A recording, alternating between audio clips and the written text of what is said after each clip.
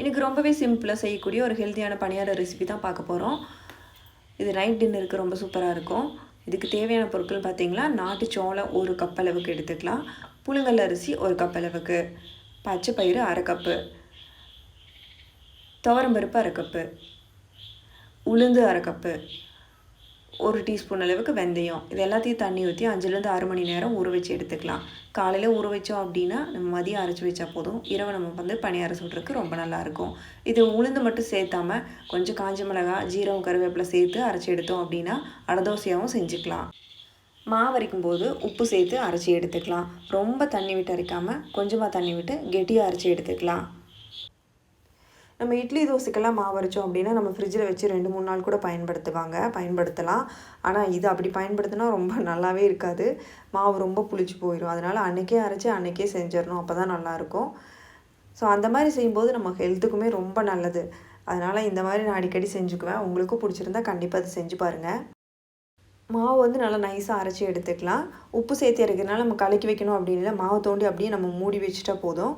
ஒரு 4 மணி நேரம் இந்த மாவை வச்சுருந்துட்டு நம்ம அதுக்கப்புறம் பணியாரம் சுட்டுக்கலாம். உளுந்து சேர்த்துறதுனால தான் நம்ம இந்த 4 மணி நேரம் வச்சு பயன்படுத்துகிறோம். உளுந்து சேர்த்துனா தான் பணியாரம் கொஞ்சம் சாஃப்டாக வரும். மாவு நல்லாவே கெட்டியாக இருந்துச்சு. அதனால் கொஞ்சம் தண்ணி விட்டு கலந்துக்கிட்டேன். இதில் தாளிக்கிறதுக்கு பார்த்திங்கன்னா கடுகு, கடலைப்பருப்பு, சின்ன வெங்காயம், பெரிய வெங்காயம், பச்சை மிளகா, கருவேப்பிலை எல்லாத்தையும் சேர்த்துட்டு கொஞ்சம் ஜீரகமும் சேர்த்து தாளித்து கொட்டிக்கலாம். தேவைப்பட்டால் கேரட்டும் சேர்த்துக்கலாம். நான் கேரட் சேர்த்துல, நீ கொத்தமல்லி தழை மட்டும் சேர்த்துட்டு பணியாரம் சுட்டுட்டேன். ரொம்ப நல்லா இருந்துச்சு.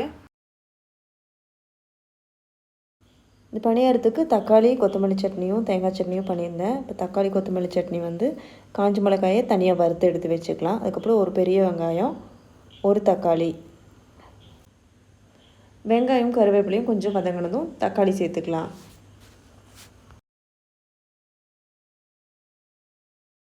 தக்காளியும் கொஞ்சம் வதங்கினதும் கொத்தமல்லி தழையும் தேங்காயும் உப்பு சேர்த்து ஒரு 2 நிமிஷம் வதக்கிட்டு அப்படியே அரைச்சி எடுத்துக்கலாம்.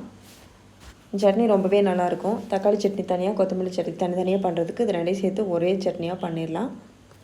இது இட்லி தோசைக்கும் நல்லாயிருக்கும். இந்த மாதிரி பணியாரத்துக்கும் ரொம்ப நல்லாயிருக்கும். இப்போ சட்னி அரைச்சாச்சுங்க, பணியாரமும் சுட்டு சாப்பிட்டாச்சு. ரொம்ப நல்லா இருந்துச்சு. நீங்களும் ட்ரை பண்ணி பாருங்கள். இந்த பதிவு பிடிச்சிருந்தால் லைக் பண்ணுங்கள். இந்த உணவு பிடிச்சிருந்தால் செஞ்சு பாருங்கள். ஆரோக்கியம் என்பது அனைவரின் வசமாகட்டும்.